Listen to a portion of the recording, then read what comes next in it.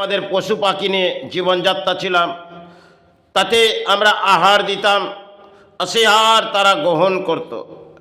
আজকে আমরা সেগুলো স্মৃতি হারিয়ে ফেলেছি। আর আমাদের জীবনে বাঁচার জন্যে খালি আমরা নিজেই আহ্বান করছি যে নিজে কিভাবে বাঁচব। তাদেরকে আমরা সরিয়ে দিয়েছি এই প্রকৃতি থেকে। কেন এটা হয়তো একটা ইন্টারনেট এইরকম বহু কিছু থেকে তারা সরে গেছে। আর আমাদের জীবনে বহু কিছু সাহারা হয়তো এসে গেছে, কিন্তু যতটা আমাদের জীবনে সাহারা এসে গেছে ততটা আমাদের জীবনের মাঝে দুর্ভোগে নেমে পড়েছে। তারা যখন সরে গেছে বসস্থান থেকে, তাহলে দেখবেন আমাদের পরম দুর্ভাগ্য যে আমাদের জীবনে কি আসতে চলেছে। প্রকৃতিতে তারা আমাদের কিছু বুঝিয়ে দিত, আর তাদের ডাকে আমাদের ঘুম ভেঙে আসতো। সে সমস্ত রীতি রিবাজ আমাদের সরে গেছে। আজ হয়তো আমরা উন্নতির পথ পেয়েছি, সেসব জিনিসকে আমরা ভুলে গেছি। কারণ সেগুলো সময়ের ক্ষেত্রে আমাদের জীবনে একটা পাখির ডাক যখন শুভ সকাল হতো, তখন সেই ডাকের মাঝে আমাদের নিদ্রা ছেড়ে যেত। আর শুভ সকাল একটা বসস্থানে যেমন মুরগির ডাক, এগুলো বহু কিছু আমরা পশু পাখি নিয়ে আমাদের জীবনে কাটতো একটা সময়। সেগুলো আমাদের পরম সৌভাগ্য ছিল। আজকে হয়তো সেগুলোকে আমরা সরিয়ে ফেলেছি, কারণ প্রকৃতির খেলায় আমরা এনজয়ের মাঝে চলে এসেছি। আর তারা সরে গেছে, আমরা নিজে নিজে বাসস্থানে হয়তো এনজয়ের আবির্ভাব করছি। কিন্তু তারা যখন এই প্রকৃতি থেকে সরে গেছে, আর সেই সমস্ত স্মৃতি একটা সময় দেখবেন ঘরে একটি চড়ুই পাখি, তার ডাক একটা গভীরভাবে যেন আমাদের ঘরের মাঝে ডেকে আসতো। সেটা পুরনো স্মৃতি ছিল, আর সে স্মৃতি আমাদের কাছ থেকে সরে গেছে। সেগুলো আমরা বর্তমান দিনে ফিরে পাবো না। আর যেগুলো পাচ্ছি সেগুলো হয়তো অর্থ, আর সেই অর্থ নিয়ে আমরা জীবনযাত্রার মাঝে লড়াই করছি। সে লড়াইয়ে কখনো আমরা সফল, কখনো বিফল। কিন্তু যেগুলো আমাদের রীতি রিবাজ একটা সময় ছিল, সেগুলো আমরা হারিয়ে ফেলেছি। বহু কিছু ধর্মের রীতি রিবাজও হারিয়ে ফেলেছি। আর সে সমস্ত পশু পাখি আমাদের রাজ্য কেন দেশের মাঝ থেকে বহু রাজ্যে সরেই গেছে। কেন গাছের ডালে এক একটি পাখি বসতেন, তারা কিন্তু আপনাকে বুঝিয়ে দিত। আর একটি গাছের ডালে যখন পাখি বসতো, সেই পাখির ডাক আমরা শুনতাম। সময়ের একটা টাইম ছিল, যেগুলো আজকে আমরা গাছপালা তো সরে গেছে, আর পশু পাখিও আমাদের সরে গেছে। জীবনে নেমেছে হয়তো সৌভাগ্য, কারণ অট্টালিকার মাঝে জীবনযাত্রা, তাতে পেয়েছি অট্টালিকা। আর সেই অট্টালিকার মাঝেই আমরা জীবনযাত্রা কাটাচ্ছি। কিন্তু জীবনে যে সময় একটা সময় দেখেছিলাম, সেটা হয়তো সময় ক্ষেত্রে ছিল। আজকে সেগুলো একটা ইতিহাস, নতুন কিছু এসে গেছে, সেটা সরে গেছে। কারণ পুরনো ইতিহাস আমাদের কাছ থেকে সরে গেছে, আর নতুন কিছু পেয়েছি সেটা আমাদের সাহারার মাঝে। কিন্তু যেগুলো আমাদের স্মৃতি ছিল সেগুলো তো সরে গেছে। তা থেকে আমাদের জীবনে কতটা দারিদ্রতা আর দুর্ভাগ্য নেমে আসবে সেটা আমরা কখনোই বুঝে উঠতে পারছি। সমাজ এই পরিস্থিতির মাঝে হেঁটে পড়েছে। আর সমাজে একটা সময় বহু কিছু ব্যাখ্যা করেছিলেন, যদি এরা সরে যায় তাহলে দেখবেন মানব দেহের ক্ষেত্রে কিছু প্রভাব পড়বে। সে প্রভাবটা একটা সময় এমন পড়বে, সেটা অত্যন্ত গভীরভাবে আসবে এই প্রকৃতিতে। তার হয়তো দণ্ড সমাজকেই পেতে হবে। যাই হোক, এই পশু পাখি নিয়ে একটা সময় দেখবেন গোশালায় আমাদের যেটা গোলঘর, সেখানে কিছু রোগের ক্ষেত্রে আমরা গোশালায় শুতাম। আর বহু কিছু জীবনে হয়তো গ্রহদশার মাঝে আমাদের যুক্তহীন হতেন, সেগুলো আমাদের জীবনে এতটা রোগের বিভ্রান্ত ছিল না। আজকে হয়তো রোগের আকার হয়েছে, আর আমরা সময় ক্ষেত্রে বহু কিছু আবির্ভাব পেয়ে গেছি। এটা জানবো পরম দুর্ভাগ্য মানব জন্মের, এটা এসে গেছে। হয়তো কলির একটি খেলা চলে আসছে, সে খেলাটা একটা বিশ্ব ব্রহ্মাণ্ড থেকে ভারতবর্ষের মাঝে চলছে। কারণ মানুষ এখন লড়াই করে এগিয়ে যাচ্ছে, কিন্তু কোথাও যেন থমকে যাচ্ছে। এই জীবনযাত্রা হয়তো লড়াই আমরা করছি, কিন্তু যাদেরকে আমরা সরিয়ে দিয়েছি, এটা একটা টাইম তারা হয়তো সরেই গেছে। কিন্তু আমরা নিজে নিজে বসস্থানে মনে করেছি আমরা বহু এনজয় পেয়ে গেছি, তারা তো সরে গেছে। আমাদের পরম সৌভাগ্য নেমেছে। প্রকৃতি থেকে তারা যদি সরে যায়, জানবেন মানব দেহের ক্ষেত্রে আপনাদের দুর্ভাগ্য নেমে পড়বে। এটা হয়তো আমি ব্যাখ্যা দেওয়ার যুক্তহীন নয়, কেন আমি কিতাব সমাজ নয়, কারণ লেখাজোখার মাঝে আমার জীবনযাত্রা নয়। তাই যেগুলো আমি এই প্রকৃতির মাঝে দেখেছি সেটা সময়ের একটা আবির্ভাব ছিল। আজ যে আবির্ভাব আমি দেখছি সেটা ধ্বংসের আবির্ভাব। হয়তো আমরা কিছু অট্টালিকা করলাম, কিছু সাহারা করলাম, কিছু পরিবারের জন্য আজকে যেগুলো চিন্তা ভাবনার মাঝে এসে গেছি, কিছু গড়ে যাব, কিছু সাহারা বেনে যাব, কিন্তু প্রকৃতিতে যখন খেলা আসবে তার ঝড় আমাদেরই দেখতে হবে। একটা সময় পশু পাখি আমাদের বুঝিয়ে দিতেন, সেটা তাদের নির্দিষ্ট আহার আমরা দিতাম, তারা আমাদের কিছু বুঝিয়ে দিতেন প্রকৃতির খেলা আসছে। আজকে ব্রহ্মাণ্ডের মাঝে যদি একটা খেলা হয়, একটা সময় দেখবেন যদি একটি ভূকম্প হতেন, প্রকৃতি থেকে আগে আমাদের সিগন্যাল পাওয়া যেত একটা পশু পাখি থেকে, তারা কিন্তু নির্ধারিত আমাদের কিছু বুঝিয়ে দিতেন। তাদের যখন হাত পা নড়তেন তারা বুঝে উঠতেন যে প্রকৃতিতে একটা খেলা আসছে, তা থেকে আমরা কিছু বুঝে উঠতাম, বিজ্ঞানসম্মতভাবে কিছু বুঝে উঠতেন।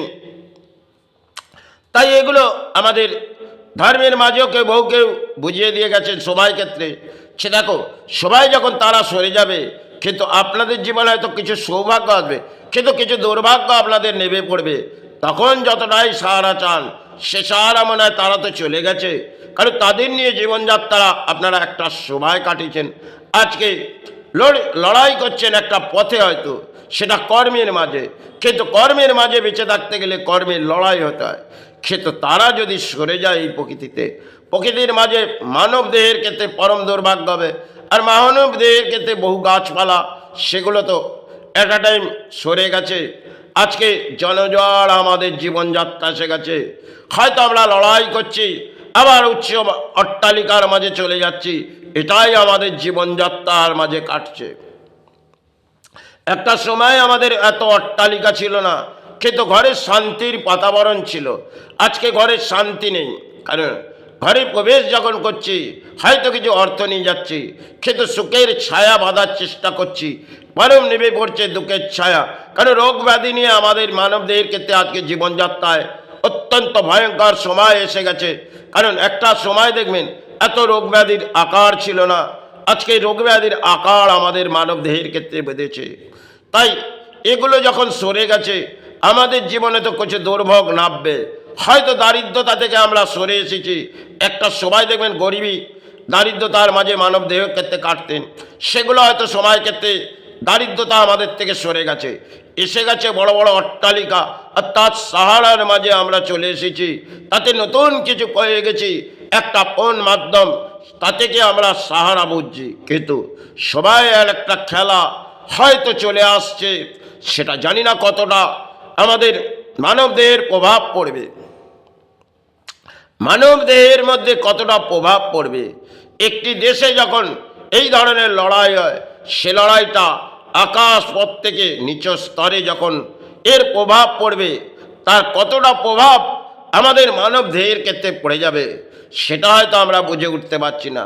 হয়তো বিদেশে যা ঘটছে সেটা আমরা একটু হলেও মিডিয়ার মাঝে একটু টিভি মাধ্যম দেখছি, কিন্তু তার আকার একটা সময় হয়তো আজ ঘটছে, কাল তার ভয়ঙ্কর পরিস্থিতি আসবে।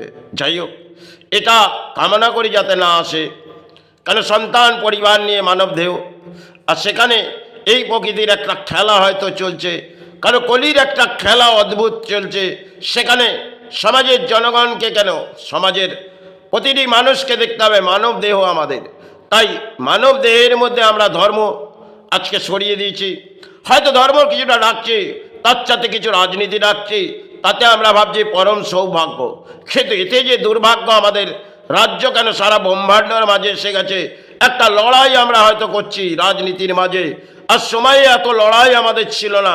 আজকে লড়াই আমাদের জমি সম্পত্তি বিষয় নিয়ে, আমরা ধর্মের মাঝেও লড়াই করছি, আর বিষয় সম্পত্তির মাঝে, আর রাজনীতির মাঝে। এটা হয়তো সমাজের জনগণ তারা ঢল লাভছে লড়াই করব, কিন্তু এই লড়াইয়ে আমরা হয়তো কখনো সফল হই, আবার যে লড়াইটা আমাদের মানব দেহে আসবে তার তো আমাদের বিফল। যাই হোক, এটা কামনা করি যাতে না আছে, কিন্তু কলির একটা খেলা অদ্ভুত কোথায় কখন চলে আসবে তা আমরা কিছুই বুঝে উঠব না। কারণ কলির দণ্ড সমাজকেই পেতে হবে। করোনা কাল হয়তো একটা কলির দণ্ড দিয়েছিলেন, সেটা অদ্ভুত খেলা ছিলেন যে মুখের মধ্যে বস্ত্র বাঁধো, বস্ত্র না বাঁধলে আপনার রেহাই নেই। কলি তখন বুঝিয়েছিলেন।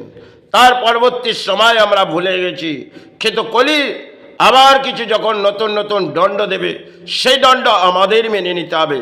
কারণ কলি বলছে আমি তোমায় দণ্ড দেবো, তাহলে সে দণ্ড মাথা পেতে নিতে হবে।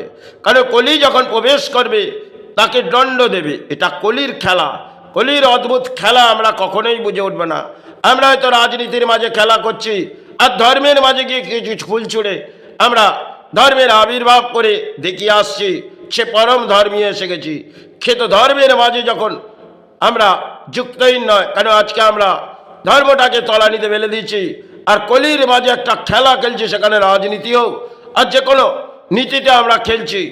কেন সম্পত্তিকালে লড়াই করছি আর কোর্টের দরজা যাচ্ছি, বহু কিছু হয়তো সাহারার মাঝে পেয়েছি। তাই এই সাহারার মাঝে কলি কিছু বুঝিয়ে যাবে। আজ হয়তো যে পরিস্থিতির মাঝে আমাদের রাজ্য হাঁটছে সেটা হয়তো পরম দুর্ভাগ্য। কেন কলি এখনো অংশের বাকি আছে, কলির হয়তো বহু পুরনো ইতিহাস আছে, কলির সময় সময় কিছু দণ্ড দেখায়, কিন্তু কলি এখনো যে বহু অঙ্কের বাকি আছে। কিন্তু এখন যে জনগণকে দণ্ডটা দিচ্ছে সেটা একটি অত্যন্ত ভয়ঙ্কর বিশ্ব ব্রহ্মাণ্ডর মাঝে। তাহলে কলি কি এই পথ হাঁটছে, সে পথে কোনো কিনারা নেই। কলির একটি দণ্ড সমাজ পেয়ে যাবে। কারণ 2026, 25 থেকে 26, 25-এ 5টি অমাবস্যা, সেটি আমরা বুঝে উঠব না, কিন্তু অশুভর মধ্যে। সেক্ষেত্রে সমাজ ভাবছে শুভ, কিন্তু না, এটা অশুভর মধ্যে কেটেছে। তাহলে কলি একটি দণ্ড 2026 প্রকৃতিতে দিচ্ছে। এটা হয়তো আমি চিৎকার করেছিলাম, কিন্তু এটা আমার জীবনে হয়তো বিফল হতে পারে, কিন্তু সমাজে হয়তো সফল হতে পারে।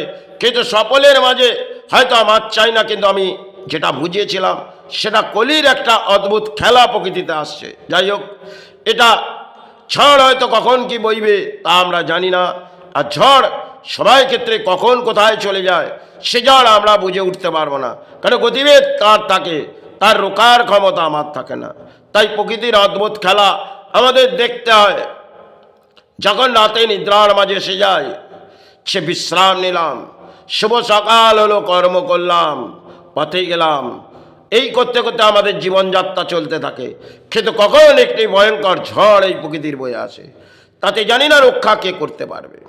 এই প্রকৃতি রক্ষা করে, যার চরণে পড়ে আছেন তাকে আজকে ভুলে ফেলেছেন। আর সমাজে এই মানব দেহের মধ্যে আজকে ধর্মের মাঝে তো হিংসা বৃদ্ধি চলে এসেছে। তাই কলি এক ভয়ঙ্কর দণ্ড সমাজকেই হয়তো দিচ্ছে, যাতে দুটি ধর্মকেই আজকে তলানিতে চলে গেছে। আর কলির এক অদ্ভুত খেলা হয়তো 2026, 25 থেকে 26 আসতে চলেছে একটি ভয়ঙ্কর ম্যাচ।